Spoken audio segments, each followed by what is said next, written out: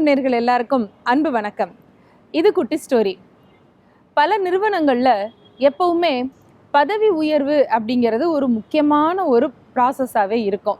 யாருக்கு கிடைக்க போகுது, எப்போ கிடைக்க போகுது, யாருக்கு முன்னாடி கிடைக்க போகுது, யாருக்கு பின்னாடி கிடைக்க போகுது, யார் என்ன பொசிஷன்ல இருந்து மேலே வர்றாங்க, யார் கீழே வர்றாங்க, இதை வச்சு தான் சம்பளம், மரியாதை, அந்தஸ்து, அதுக்கு மேலேயும் அந்த கம்பெனியில் கண்டினியூ பண்ணுறதா வேணாமாங்கிற முடிவு இதெல்லாம் அமைஞ்சிருக்குது இல்லை. அப்படிப்பட்ட ஒரு கம்பெனியில் நடந்த ஒரு சுவாரஸ்யமான சம்பவத்தை தான் இன்னைக்கு குட்டி ஸ்டோரியில் நாம் தெரிஞ்சுக்க போகிறோம். ஒரு பெரிய கம்பெனி, அந்த கம்பெனியில் வாசு அப்படின்னு ஒரு பையன் வேலைக்கு சேர்ந்தார். இந்த பையன் ரொம்ப நல்ல பையன்தான். இருந்தாலும் அங்கே இருக்கிற எல்லாரும் இவரை எப்படியாவது தாண்டி மேலே வந்துடணும் அப்படிங்கிறதுல ஒரு போட்டி ஒருத்தருக்கு ஒருத்தர் இருந்துகிட்டே தானே இருக்கும்.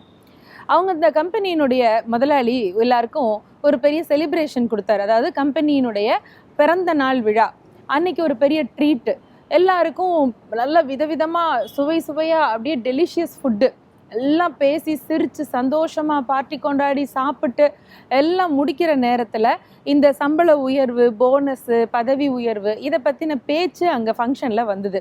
முதலாளியை வச்சுக்கிட்டே அதில் இருந்து சில பேர் நமக்கெல்லாம் முதலாளி எப்போ கொடுப்பாரு, இன்றைக்கே சொல்லுவாரா, நாளைக்கு சொல்லுவாரா அப்படிங்கிற மாதிரி பேசினாங்க. இது முழுக்க முதலாளி காதில் விழுந்துச்சு. அவர் எப்பேற்பட்டவர், இது மாதிரி நூற்றுக்கணக்கான பேரை வச்சு மேனேஜ் பண்ணுறவர் இல்லையா. அவர் இது எதுக்குமே பதிலே சொல்லவே இல்லை. மீட்டிங் அந்த பார்ட்டி எல்லாம் முடிஞ்சுது, எல்லாரும் டின்னர்லாம் சாப்பிட்டு முடிச்சாங்க. எல்லாரும் சொல்லிட்டு கிளம்புறதுக்காக வந்தாங்க. அப்போ முதலாளி ஒவ்வொருத்தருக்கும் ஒவ்வொரு கிஃப்ட் கொடுத்தாரு. எல்லாருக்கும் என்ன கிஃப்ட்டுன்னா, ஒரு சின்ன ஒரு தொட்டியில் மண் இருக்குது. அந்த மண் கொஞ்சம் ஈர மண்ணாக இருக்குது. எல்லாரும் பார்த்தா அது சும்மா இருக்கே அப்படின்னா, இல்லை உள்ளே விதை போட்டிருக்கிறதுக்கு அந்த பக்குவமான மண்ணோட வச்சுருக்கோம் அப்படின்னு சொல்லி ஒவ்வொருத்தருக்கும் ஒரு சின்ன சின்ன பேக்கெட்டில் விதைகளும் கொடுத்தாரு. இந்த விதைகளை என்ன பண்ணணும், வீட்டில் கொண்டு போய் இதில் போட்டு நீங்கள் எல்லாரும் அதை முளைக்க வைக்கணும். சரி சார். அப்புறம் அடுத்த 3 மாதம் கழித்து நம்மளோட அடுத்த கெட் டுகெதர் மீட்டிங் இருக்குது. அப்போது இதனுடைய பொசிஷன் ஸ்டேட்டஸ் என்னன்னு எல்லாரும் எடுத்துகிட்டு காட்டணும் அப்படின்னு ஒரு டாஸ்க்கு கொடுத்தாரு. எல்லாரும் முதலாளி கொடுத்த கிஃப்ட்டு அந்த பூந்தொட்டியையும் விதையையும் எடுத்துகிட்டு போனாங்க. அவங்கவுங்க வீட்டில் வச்சு பராமரித்து வளர்க்க ஆரம்பித்தாங்க. நம்ம கதையோட ஹீரோ யார், வாசு, அவரும் அதே மாதிரி வாங்கிட்டு போய் அந்த விதைகளை தன் மனைவிட்ட கொடுத்தாரு.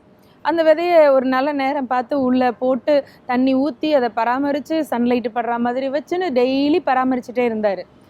10 நாள் ஆச்சு, 20 நாள் ஆச்சு, இந்த விதை முளைக்கிற மாதிரியே இல்லை. அதுக்கப்புறமும் இன்னும் எதிர்பார்த்துக்கிட்டு தினம் அதை ப்ராசஸ் பண்ணிக்கிட்டே இருந்தார். கடைசியில் முளைக்கவே இல்லை. 3 மாதம் ஆயிடுச்சு. முதலாளி சொன்ன மாதிரி அடுத்த கெட் டுகெதருக்கான டேட்டும் வந்துருச்சு. அன்னைக்கு போகணுமே, இதை எடுத்துகிட்டு போகணும், முளைக்கவே இல்லையே, வெறும் தொட்டியாக கொடுத்தாரு, நம்ம அதே மாதிரியே திருப்பி கொண்டு போய் கொடுத்தா நம்மளை பற்றி என்ன நினைப்பாரு, இப்படி பல குழப்பங்கள் வாசு மனசில் ஓடிட்டே இருந்துச்சு. கவலையாக ஓரமாக உட்காந்துருந்தார் பால்கனியில். அவர் ஒய்ஃப் சொன்னாங்க, எதுக்கு இப்படி உட்காந்துட்ருக்கீங்க அப்படின்னு. இல்லை, இதை செடியை வளர்த்து எல்லாரும் கொண்டு வரணும்னு சொல்லியிருந்தாங்க. என்னால் வளர்க்கவே முடியல, அது என்னன்னு தெரியல, தண்ணி ஊற்றுறோம், எல்லாம் பராமரிக்கிறோம், ஆனாலும் முளைக்க மாட்டேங்குதே அப்படின்னு. அப்போ அந்த ஒய்ஃபு சொன்னாங்க, இது பரவாயில்லைங்க, அது முளைக்காததுக்கு நீங்களா காரணம், நம்ம அவர் சொன்ன மாதிரியே ரொம்ப சின்சியராக தானே பண்ணினோம், பரவாயில்ல, இந்த முளைக்கலை அப்படின்னு சொல்லி இந்த தொட்டியவே எடுத்துகிட்டு போங்க நீங்கள் முதலாளி பார்க்குறதுக்கு அப்படின்னு சொல்லி அனுப்பிச்சி விட்டாங்க. அந்த மீட்டிங் டேட் வந்தது. எல்லாரும் ஒன்றா சேர்ந்தாங்க. அதே மாதிரி பழைய மாதிரி எல்லாரும் சந்தோஷமாக பேசி சிரித்து சாப்பாடெலாம் சாப்பிட்டு முடிச்சதுக்கப்புறமா, எங்கே உங்கள் எல்லாருடைய அந்த பூந்தொட்டியும் காட்டுங்க அப்படின்னாரு முதலாளி. எல்லாம் பார்த்தீங்கன்னா விதமாக அப்படியே பூக்கள் மலர அவ்வளோ அழகழகாக, ஒருத்தர் 2 அடி வளர்த்துருந்தா, ஒருத்தர் 3 அடி வளர்த்துருக்காரு. நல்லா பெருசாக அதில் செடியெல்லாம் வளர்ந்துருந்துச்சு. எல்லார் செடியும் பார்த்தா அவ்வளோ அழகாக பூத்து குலுங்குது, நம்ம ஹீரோ வாசுவை தவிர.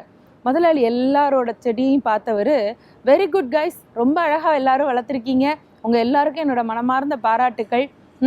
வாசு மட்டும்தான் ஒன்றும் பண்ணலை போல், வாசு கமின் அப்படின்னு சொல்லிட்டு அவரோட கேபின்குள்ளே போயிட்டார்.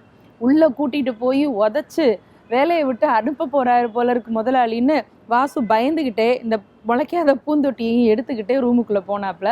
போன 2 நிமிஷத்தில் முதலாளி வாசுவை பார்த்து கை குலுக்கி தோளில் தட்டி, உனக்கு நான் என்னுடைய பரிசு இந்தா அப்படின்னு ஒரு பெரிய கவரில் அவனுக்கு போனஸ் காசும் சேர்த்து கொடுத்து ப்ரமோஷன் அப்படிங்கிற அந்த லெட்டரையும் சேர்த்து கொடுத்தாரு. இவனுக்கு ரொம்ப அதிர்ச்சி.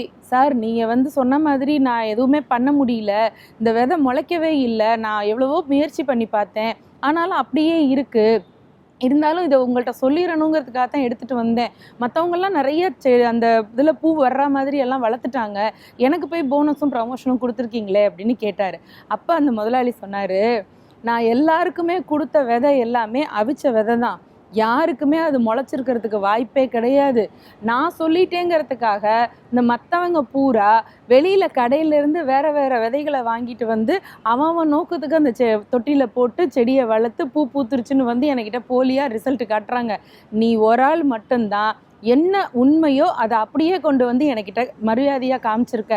அதனால் ஒரு கம்பெனி வளர்கிறதுக்கும் அது நல்ல விதமாக லாபத்தை சம்பாதிக்கிறதுக்கும் திறமை மட்டும் இல்லை, உண்மைத்தன்மையும் ரொம்ப ரொம்ப முக்கியம். அதனால தான் உனக்கு நான் ப்ரமோஷனும் அதிக சம்பளமும் இன்னிலேருந்து கொடுத்துருக்கேன் அப்படின்னு சொல்லி இவருக்கு மட்டும் ப்ரமோஷனும் சம்பளமும் கொடுத்தாரு.